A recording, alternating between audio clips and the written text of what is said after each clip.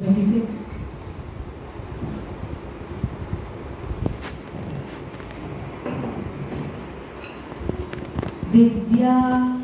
विद्या विनय संपन्ने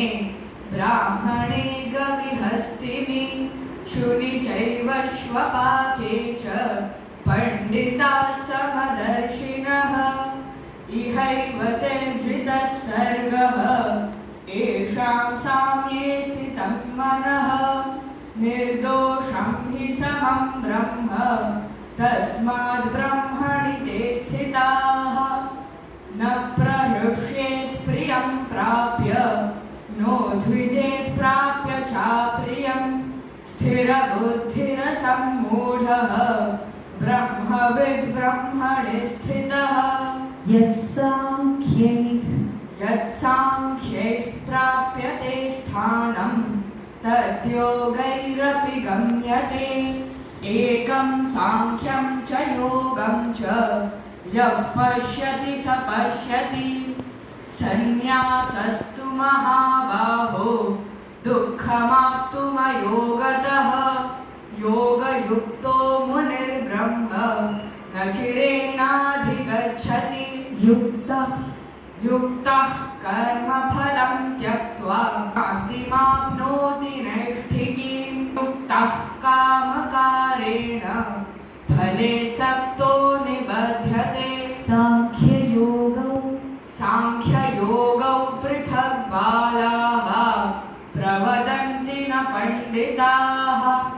एकमप्यास्थितः सम्यक् उभयो विन्द्यते फलम् ब्रह्मण्याधाय कर्माणि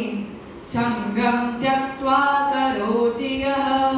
लिप्यते न स पापेन पद्मपत्रमिवाम्भसा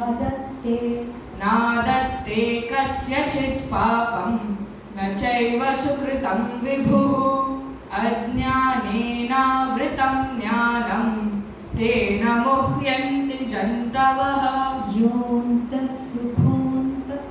योऽन्तः सुखोऽन्तरारामः तथान्तर्ज्योतिरेव यः स योगी ब्रह्मनिर्वाणं ब्रह्मभूतोऽधिगच्छति लभन्ते ब्रह्मनिर्वाणं ऋषयः क्षीणकल्मषाः छिन्नद्वैधायतात्मानः सर्वभूतहिते रताः कामक्रोधवियुक्तानां यतीनां यतचेतसाम् अभितो ब्रह्मनिर्वाणं वर्तते विदितात्मनां बाह्यस्पर्शेष्वसक्तात्मा विन्दत्यात्मनि यत्सुखं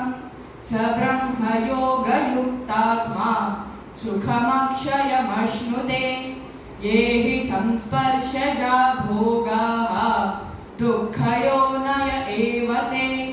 आद्यन्तवन्तः कौन्तेय न तेषु रमते बुधः न कर्तृत्वं न कर्माणि लोकस्य सृजति प्रभुः न कर्मफलसंयोगं स्वभावस्तु प्रवर्तते प्रलपन् विसृजन् गृह्णन् उन्मिषन् निमिषन्नपि इन्द्रियाणीन्द्रियार्थेषु वर्तन्त इति धारयन्